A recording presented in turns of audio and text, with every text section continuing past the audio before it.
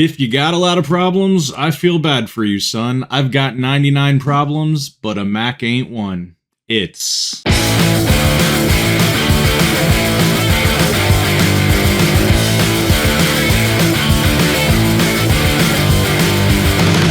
Alright, how's everybody doing today? This is Jimmy Rips, your home of box breaks and hot take. We are going to get into a hot take about my experiences with Tag and why I think it is a up-and-coming grading company. We're also going to get into a highlight reel of some of the boxes that I've opened over the last month to kind of see some of the stuff that I was doing. It was all raw videos, so I wasn't really going to do individual videos for each one, so we're just going to do a quick catch up and see some of the boxes that were videotaped and opened, just some big hits and some silly cards that I've gotten into those. So without any further ado, hot takes, yo mama. Here's a hot take for you. Tag is a superior grading. I feel like I'm ready to die on this hill, tell you the truth. I have looked at the other grading. I'll say I'm fairly new to grading cards in general, only having done it in the last few months, so I'm coming at this with newer eyes, as it were. I've understood the PSA, even I kind of fell into the whole thing that PSA is the gold standard. You get it done PSA, there's no question about it. That's how you get the max value of everything. But especially ever since the news of them buying Beckett, I started to get red flags about PSA in a sense that they're growing too big. They take forever to get your cards. They upcharge you because what I call the hey, great job tax. Like, you got a good card and it graded well, we're gonna go ahead and upcharge after the fact what your card is. And for all these reasons, like, all of a sudden they buy Beckett, or at least their parent company buys Beckett, and I haven't seen anything about what that's supposed to mean for the consumer, in a sense. Are they gonna be run by like two separate companies, and collectors is just going to reap the rewards of having bigger market share? Are they going to improve their product? Are they going to meld the two to make a bigger product? Are they going to increase their employee size so that they can get a turnaround less than 3 to 4 business years? So it forced me to kind of look at alternatives, and a couple of times I was looking into collectors blogs and stuff, and Tag just kept getting better. Tag has the better slabs, hands down. They're very card centric, super see-through, and they engrave all the information on it. I love that. I love every bit of that. Every time I see that, it's almost like it's encased in crystal. There's no paper tag, there's no weird designs, there's nothing like that in there. It's just clean. Number 2, the price, pretty right. I mean, you can get a card graded for about 20 bucks, and I think that's their economy version, and it's like 20 bucks, 25 bucks maybe at the most, and it has like a 40-day turnaround. You can pay extra for expedited, and expedited actually feels expedited. But the last time I sent something to PSA, I paid extra for the expedited service, and it's still a 75-day business day turnaround. Where Tag is like, oh, you want to pay for the expedited service? We'll turn it around in like 15 days. That's great. That's expedited service. Not if you want it this year or not want it this year. So far, their system's been pretty easy. I also, I'll do another video showing exactly how my experience felt front to back for Tag, but I paid the extra for the packaging. They send you a nice box with all the materials you need to safely, securely put your cards in, and everything about it was just pleasant. So we'll see how they live up to. I'm still holding out to see how they live up to the turnaround time, what the grades end up looking like. But the other part of it is the transparency. You can't beat the transparency. I can't say this enough. Transparency and consistency should be like the 2 hallmarks of a grading company. I want to know why I got the grade, and I want to know that grade is going to happen every single time I turn that card in. Now, the second part is a little harder to achieve for any grading company, but I feel like with Tag, it's going to happen. It's more consistently going to happen, and maybe it's not 100% yet, but with the technology that they're using behind it, at least the transparency is there to back it up. So when they give you what they call a dig report, which is your digital imaging and grading, they show you exactly the dings and the stuff that they saw. You can literally go onto your report, or if you're looking to buy a Tag graded card, you can go onto their report and see all the little dings that they saw. With PSA, it's just, they don't tell you anything. They don't tell you a damn thing. You get close with Beckett because Beckett has the subgrades, but PSA just basically says, hey, you got an 8 and you just have to deal with it. I have a grade 9 Malkin Celebrini that I've looked under a magnifying glass over and over again, and I still don't see what they saw. And guess what? It's not like I can go back to the report and say, oh, well, they dinged it on the edges or the corners, and then I can go back and look at a specific spot that they may have saw, because they're not transparent.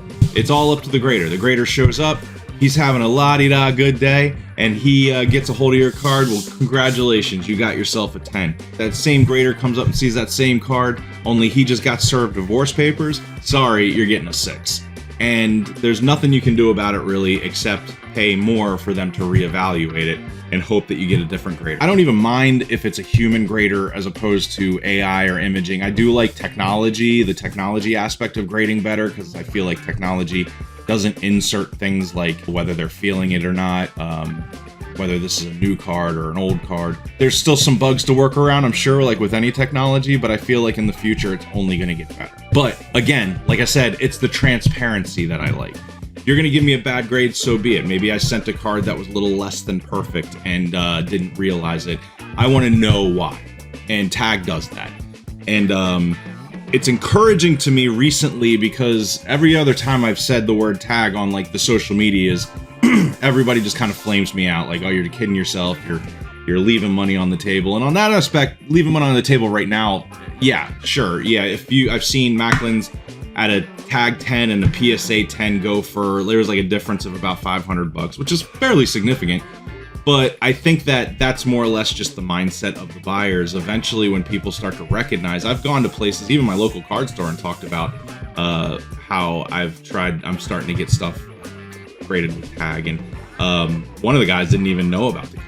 He had heard it in passing, but he never really looked into it. So I think that more and more cards that come out in Tag slabs, it's going to force people to kind of reevaluate and look, and maybe they'll like the slabs. And maybe, you'll start seeing grading pick up more with them, and the more popular it gets, the gap is going to close, I would suspect. So that's my hot take on Tag. Don't sleep on Tag. I'm seeing a lot more Tag slabs get out there and sold. They move. I find that encouraging, because competition at least will wake up PSA, and maybe they'll start investing more put more capital investments into their company and get grading turnaround under control, and maybe their quality under control, and God forbid their prices under control. So that's my stance. That's my hot take on Tag grading. Check it out if you haven't already, and if you like it or not, throw it in the comments. Give me the best case scenario on why I am wrong or why I am right. I would love to see it. Thank you. Jimmy Whips. His highlights. What does that even mean? That's my daughter. Sugar and spice and not very nice. We call her the Enforcer. Today we're going to go through some highlights of December's card breaks, some videos that just didn't make the cut as far as the main videos or main hot takes and box breaks go. Those boxes are 21-22 Series 1, 22-23 Ultimate, 24-25 Series 1, 23-24 Series 2, December Hitbox, Blaster Boxes.